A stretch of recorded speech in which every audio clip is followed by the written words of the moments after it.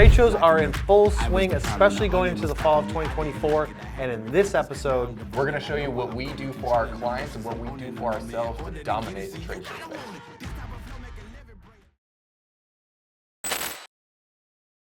What's up, guys? I'm Kyle Milan, and today I'm joined with... You know who it is. It's Alex.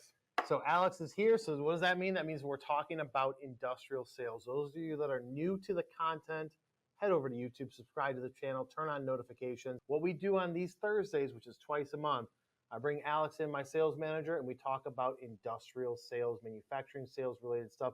All we're about on this channel is providing you guys with valuable content. So you've got all these trade shows coming up, and we want to talk to you guys about what you can do from a pre-trade show standpoint to get as much attention as possible to your booth, and also what you guys can do to capitalize on those leads. So for those of you that are watching our content on a regular basis, you know we don't really come with a lot of show notes. We kind of just wing it. This one is the lowest show notes that we've ever done. This is the worst one. But it's the one that we can probably talk about the most. Yeah, and so we have no notes. So we have no bullet points. So we're just going to go through it. Pre-show tactics for you salespeople or marketing people to get attention. What do you think is number one? Number one is going to be depending on, so I'm going to go with number one, if you are exhibiting at a show. So because I feel like there's multiple different aspects that we can take it on, because you're going to have a little bit different of a strategy if you're exhibiting versus if you're just walking the show. Step one, look at exhibitor lists. And the purpose behind that is to make sure that you are aware of who's going to be attending this trade show, making sure that if you have clients, maybe you haven't actually necessarily asked them yet if they're attending FabTech. Maybe they're a big enough company that the person that you are currently doing business with doesn't even know that they're attending FabTech. So looking around, seeing those relationships that you've had in the past. We were looking at exhibitor lists, and it brought up previous clients that we've quoted, previous clients that that we may have lost due to maybe budgetary issues, or that they weren't quite ready for that. And it brings up a point of, hey, I remember talking to X, Y, and Z. Let's touch back with them and see what's going on, because this time last year was around the time that we spoke to them, and they were going to FabTech, or they were at FabTech, and they've kind of fallen off the pipeline for now. Bringing them back in, making sure that you're going through exhibitor list to see what kind of potential clients that you want to engage with. Because if you don't create a strategy and you're just going to walk into the show and just expect people to come to you, what's that going to accomplish at that point? Yeah, and unfortunately, that's what a lot of industrial companies think about. And so, like Alex is saying, like you guys marketing probably already looks at it like, okay, who's around us? But then as the show fills up, as people possibly drop off of the show, swap out booths, stuff like that, that could happen. So be paying attention and look at your space. Look at people you may know, friends that you could do collabs with. It was like, oh, shoot, this company's going to be by us. I'd love to talk to them and be like, hey, let's do something together. Let's do our at the booth happy hour together, right? Exactly. When we were at NPE, they had like a whole aisleway that all joined forces and did happy hour together, and it was popping. But you can look at that, and then also look at your competitors, right? How close are your competitors to your booth? Because what I did back in the day is that I would send one of my sales guys to pay attention to that competitor booth, and then as people are having lengthy conversations, I'd have my sales guy grab those people in the aisleway and be like, what's up, man? And blah, blah, blah, blah, and spark up that conversation. Because they obviously had enough time to stop at our competitor's booth, so they must have something going on. Like probably 6 times out of 10, nothing came from it, but I'll take those odds. Hey, dude. 4 out of 10 times, I'll take those odds. Even if it's 1 out of 10. So what do we think about if you're walking, what's the step one? I feel it's similar, but same plan. You're planning because you don't have a home base as much. When you're exhibiting, you kind of have a home base you're able to walk back to, kind of gather your strategy again, kind of look at what you're trying to attack. When you don't and you're just walking, make sure that you create a list. We've created a list of, I think right now we're at about 30 or 40 potential clients or potential customers that I want to get me or my sales guys to interact with at some point in FabTech, making sure that you map it out, because you don't want to be walking from Hall A to Hall D, or what is the Chicago was Hall A. Chicago was Hall D was the far one, and then A and B were across from each other. You don't want to be walking back and forth. If you're only there for a day, if you're there for 2 days, plan it out that way. So when Kyle and I go and we know, hey, we're going to be at this trade show for 2 days, We find which hall is going to have the majority of the clients that we want to deal with. Obviously, we're not messing around with the big boys, the huge boys out there that have 100 people marketing teams, because they've got everything covered. So if you guys know that there are people out there that won't fit what you guys can accomplish, don't meet your needs as a client, aren't going to use your services, why would you go and waste time in that hall? Yeah. Make sure that you find the hall, because they do have them all together. They're not spread apart. Tube bending is in the same, all the tube benders are in the same area. All the metal formers are in the same area. All the machinery, presses are all in similar areas. So if you know that you have 3 or 4 specific verticals within industrial that you're trying to attack, who knows? Maybe you don't even have to leave Hall A or Hall B. This is where my clients are. Spend the 2 days in there. Have a little bit extra time, because we know that when you're walking up to exhibitors, that sometimes they're busy, sometimes they're talking, sometimes that their sales guy isn't there, or the person you're trying to talk to isn't there. So sometimes you have to come back to that booth. So making sure that you have given yourself enough time that you're not rushing. And I know that we all want to hit everything that we can, have all the conversation we can. So trade shows do feel a little rushed, but taking that step back and going, okay, I have a plan. These are the 15 to 20 clients or companies that I want to talk to today. And then the next day, 15 or 20. And guess what? The relationships that you're going to be able to build because you've done the research, looked at them, seen what they're doing, seen that they're there. You know where they are. You know what you're going there to talk to them about. You can accomplish a lot more in such a short period of time if you plan it. Yep. So, all right. So walking is all about planning where people are at, what halls you want to go to, how many days you're going to be there. You're doing the whole show, really looking at, again, that exhibitor list, but from a different lens. You're looking at where's the highest likelihood for me to invest my time and get the biggest ROI. Whereas on the flip side, exhibiting, you're looking at the exhibitor list, looking at your area, you're looking at the map, but you're figuring out from a different perspective. Who can I collab with? Where's my competitors? What things can I do with other companies? Where is traffic going to primarily flow from? So even when you're like planning your booth setup, you got to look at that map and be like, where's traffic going to be coming from? Which booths do I know are going to have big attention around it? So maybe you don't want to put that wall up between you and your neighbor, because your neighbor gets tons of traffic and you want to try and be able to grab those people. So looking at the layout. What's number 2 on the exhibiting? Well, I feel like this, especially if you are exhibiting and you are looking to make sales, you really need to start pre-show marketing. And I know this is kind of what we're discussing here in this whole video, but pulling the people that you know that you want to talk to, making sure that you are making people aware on your LinkedIn, creating videos on your website, making sure that everybody that could or should want to know you guys or want to do business with you guys are aware that you are going to be at that show, especially if it's a big show like FabTech, because everybody in your industry, or everybody in our industry for the most part, is going to be there. Decision makers are going to be there, owners are going to be there, marketing teams are going to be there, sales guys are going to be there, engineers are going to be there. There are going to be so many different people at these, especially these FabTech sized trade shows, that you want to make sure that everybody is aware that you were there. Because it's another form of getting yourself out there, becoming that industry leader. People know, hey, they know that MFG Tribe's going to be there. We sell to you guys that we are the industrial sales marketing team, because we are. So we're proving to you that we are by going to these trade shows, learning from you guys, learning from your engineers, learning from your VPs, learning to make it so we come back and we can implement the things that we've learned through trade shows for you guys. Yeah. Because it is a very big learning curve. I mean, how many people we're bringing to this one? So FabTech? Yeah. Probably close to 15. We're bringing 15 people to FabTech. That's expansive. Yes, because everybody's going to learn something now. Everybody is going to be able to learn something, see something that they haven't seen before, meet people, really understand the industrial landscape, especially for those who haven't really experienced a trade show before, because it's very important.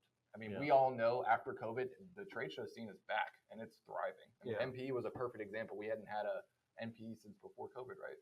Yeah, I think they canceled the one that was 2022. I feel like they canceled it. Maybe they did do it. I don't remember. Whatever it was. So, but making sure that you're doing some pre-email marketing, making sure that you're building lists and putting them in your CRM system of people that you know that you want to do business with, or you want them to be aware of what you guys are doing.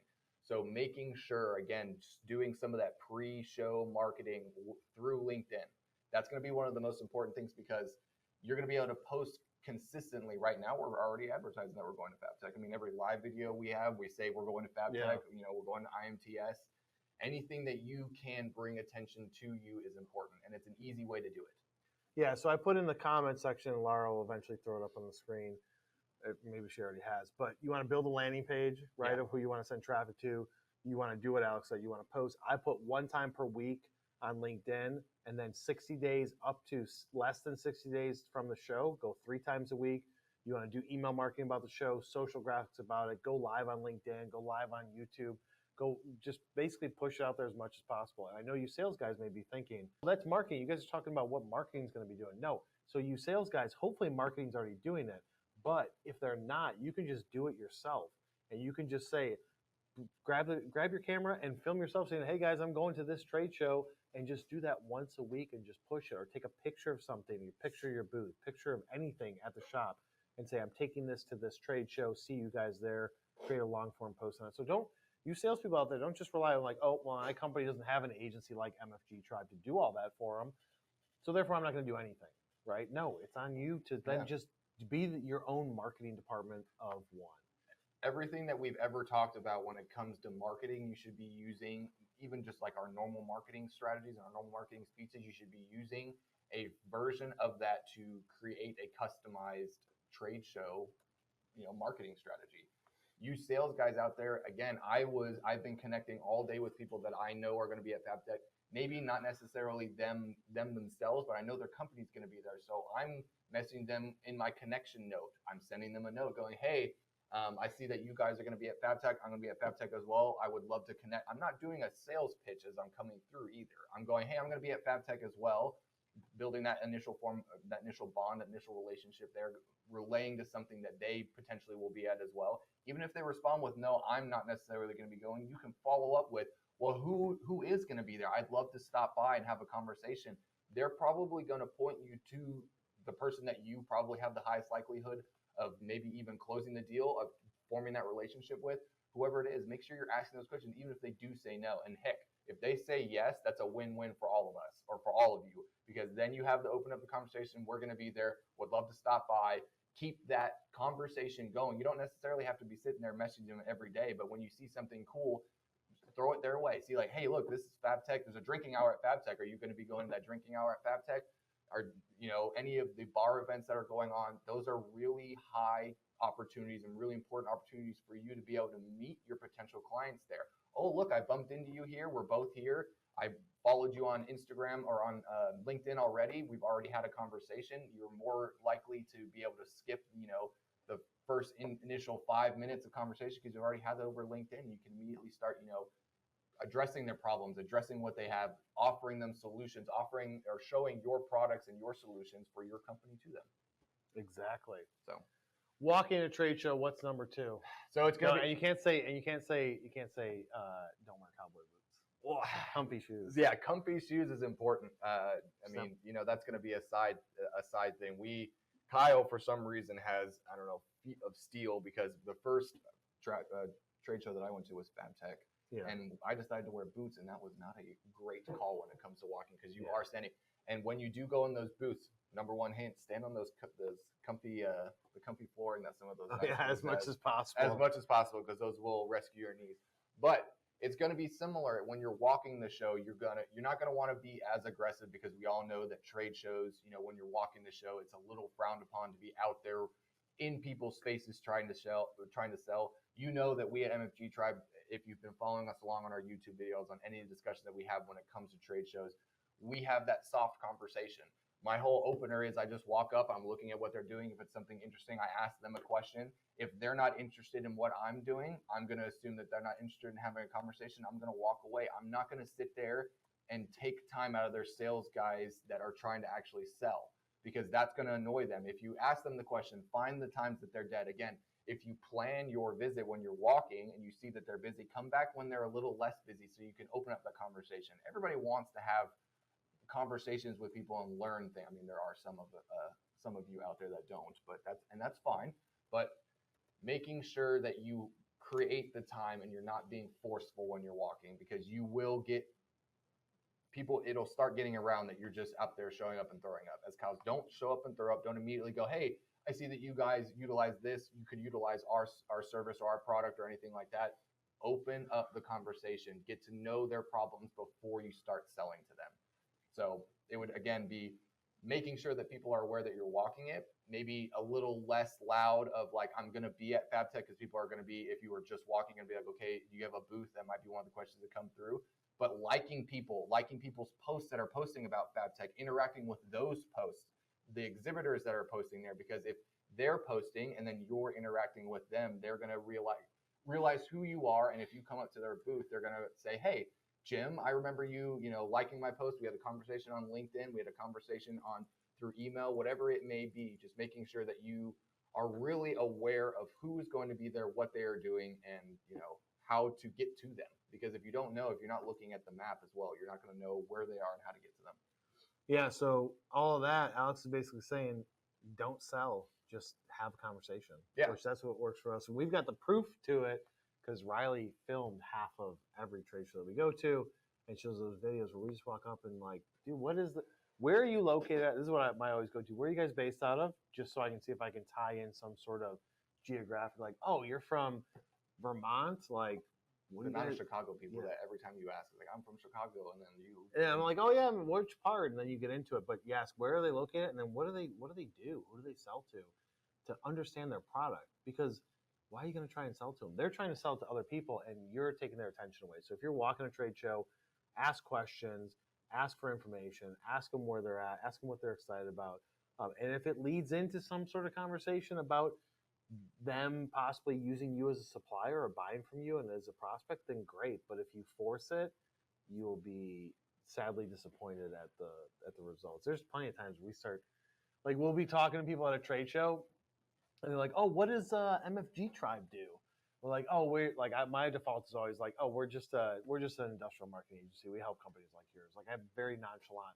And then when they say it and they're like, oh, okay. And then they turn, some of them, like completely away and just ignore you. It's like, oh, that's not a super nice move to make. Yeah, but you can't take that as a loss. Yeah, exactly. Just move on. Because guess what? There's like 1,500 exhibitors there. So. Yeah, and especially if you're offering a product or service that you know is going to be helpful, don't take it personally. Go, okay, hey, they have sales guys out there. We all have quotas. If somebody was coming up to me and distracting any sales guy from, potentially closing a deal over here, you of course are going to get shunned. But finding those times where they're not busy, maybe there are the drinking hours that happen afterwards. Maybe it is going to the restaurants, going to the happy hours that are at the booths, going in early when everyone's still a little groggy, still a little sleepy. We're one of the first ones that ever show up. Yeah, we're there early. Yeah, so we're not only one of the first ones to show up and get in as an attendee, but sometimes, depending on which show it is and who we know, we sneak in at the exhibitor level, and then we walk the show while the exhibitors are setting up for the first hour. No attendees can come in. We're already in there. One of our clients, one of our friends, whatever, snuck us in the back door. And then we just walk around and have conversations with exhibitors. That's the best. If you can get in an hour before the show starts by working your magic with the door people or knowing people that can sneak you in, that's great. But yeah, go. If you're like, here's a company I want to talk to, but they're always so busy, that next morning, the first thing you're going to do is go straight to that booth and be there right on time as soon as the doors open, because they're going to be more likely to talk to you if there's not a crowd around, right? Exactly. Because they got, like Alex said, sales guys are trying to sell there. They're not trying to like help you sell to them. Plus, you can get their first combo in. Everybody is drinking their coffee, that first conversation. Yeah. They're not tired yet. The end of the day is going to be probably especially if you guys are walking, the end of the day is going to be your least likely opportunity in order to engage people in conversations, especially, we'll just give an example, the trade show is ending at 5. You're trying to go and talk to people at 4:30, 4:45. People are done. Especially exhibitors, they're like, I've got 5 days of this. I've been here from 9 to 5 on my feet talking. I've had a 20 or 30-minute lunch break all day, and I've been talking all day. You're really unlikely to have really positive conversations at the trade show. When they start, going back, doing their bar hours, maybe afterwards where they're going to the bar, going to the hotels that are near or attached to the trade show convention center, that's when you'll find them. They'll start relaxing a little bit, maybe a little alcohol's flowing. Yeah. People are a little bit more likely to talk, a little bit more likely to, tell you their problems. But then again, if you guys are going to be sitting there, don't be too businessy. Use that to your advantage. Get to know them, get to know the problems. Don't necessarily start sales pitching them.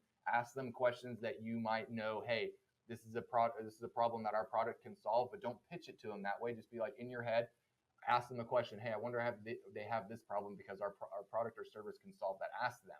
And if they answer yes, it does, then you have an opportunity the next day or to follow up with them on LinkedIn or to follow up with them in email if you've got their business card. So number 3, exhibiting. What do you think is most important? Ooh, follow up. That's literally what I was going to say. I was going to be follow up. Follow up from them leads. People come to your booth, you have a conversation, you get their business card, you scan their badge, etc., etc., etc. Follow up with these people until someone gives up, and it better not be you. We're talking about pre-show, Kyle. Oh yeah, it's pre-show, but got to be pre-planning your follow-up. So Kyle is to a certain extent correct. You got to be pre-planning your follow-up. You got to create, if you have a CRM system, make sure that you're creating lists. Kyle has we have a drop down whenever you're coming through of trade show leads. When you're going in there and you're implementing them at the trade show, it's day one. I try my darndest every time. I know sometimes we're all really tired to implement those leads and make sure that they're in the CRM system, because you need to plan your follow-up. If you don't have a plan of follow-up in place before you get to the trade show, after the trade show, things are going to start slipping through the cracks. You're not going to have a plan in place. You're not going to know what you're doing. You're not going to know who you're going to email first. Make sure you have a plan. Put it in the CRM system. Put them in a list. Already have a campaign pre-made that you're going to drip to them starting 2 days after the show, maybe even starting at the show. We have some drip campaigns that we're looking into that we're going to go, hey, as soon as we implement them, they start getting dripped. Great to meet you at the trade show today. Here's maybe a little bit of resources, something touching back with them. Some form of plan for follow-up, because that is key, and that's going to be something that we're also going to touch on, I'm assuming, in the future. Yeah. It's the post-show, but that's going to be in and of itself the most important thing, is having that strategy in place before you go to the trade show. And what do you think number 3 is? If we're walking, can't be follow-up. If we're walking and you're in the pre-show plan, you're walking the show, what's the third most important thing? So we've got hit up the events. I know we've been saying it, but planning the events, like all the events that they have, the bar drinking events that they have. Oh, like figuring out when are people doing happy hours? Yeah. Where is it located? Yeah. What's around the trade show? What's around the convention center that you know? I mean, when we were in LA or when we were in Orlando, there's a lot of restaurants and foods and bars that are around there. Do a little bit of research in the map around the convention center, because when it's over, people are very likely to not head immediately back to their hotel rooms. They're very likely to go get a drink somewhere, maybe go get some food somewhere. Being able to just kind of be very aware of your surroundings, of what's kind of going on around there, especially if you haven't been there before, I think is important. You, because you've been to Chicago 1,000, times when we went there, you knew exactly where everyone was going to be. You knew the hotels that they were going to be at, because that's the popular hotel. I mean, ask people that you know there, that are already going there, that are friends of yours. What are they doing? Yeah, so you're talking about is planning like your 5 to 9 after the show, right? So like your 9 to 5 is going to be walk around talking to people. Now some of you are going to be like, dude, my 5 to 9 after the show is going to be catching up on work, which it could be, but people are either just as important. Yeah, people are either going to be having dinners with customers, big customers, right? The exhibitors, if you're going after exhibitors, they're going to be like, oh, okay, on Tuesday we've got these meetings going on at dinner. On Wednesday, we're taking this customer out for dinner. Usually they do that, but like Alex said, they're not going to be going like an hour outside of the convention center. They're going to be like close, like a short Uber's distance away. So like you going to those restaurants, to those bars, you're going to run into people. You're going to be like, I know that person's going to the trade show. Even if they don't have their badge on and their logo polo or whatever.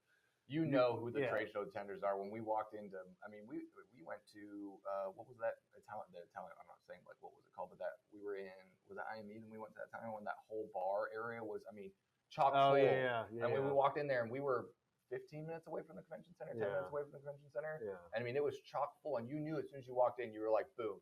And if you guys are attending by yourselves, and this is one of the actually things that I did in my head want to note, if you are one of the ones that's going there, walking the show by yourself, the things that we have said are going to be the most important things that if you really want to focus on it, because you're there by yourself, you're going to be able to open up the conversation. You're not traveling with somebody. You're not having to wait on somebody that's going on. This is a perfect opportunity for you as a sales guy to really harness those relationships. And you can bump in and you can interrupt, quote unquote, conversations, not necessarily butting into conversations, but if you're there by yourself sitting at the bar, you know that the people around you are within your industry. You know that they've gone to FabTech, opening up those conversations. You'll have fun. You'll meet new people. Heck, you might even get invited to something that they're doing afterwards that's even better than what you already had planned. Little private event. Yeah, a little private event action. The amount of private events that you wouldn't know that are happening at FabTech and these kind of things are nuts. Man, they make those local places make some money on that. Yeah, they do. All right, guys, hopefully you got value out of this content. Be sure to subscribe to the channel and turn on notifications so you can be aware when we do our post-trade show marketing tactics.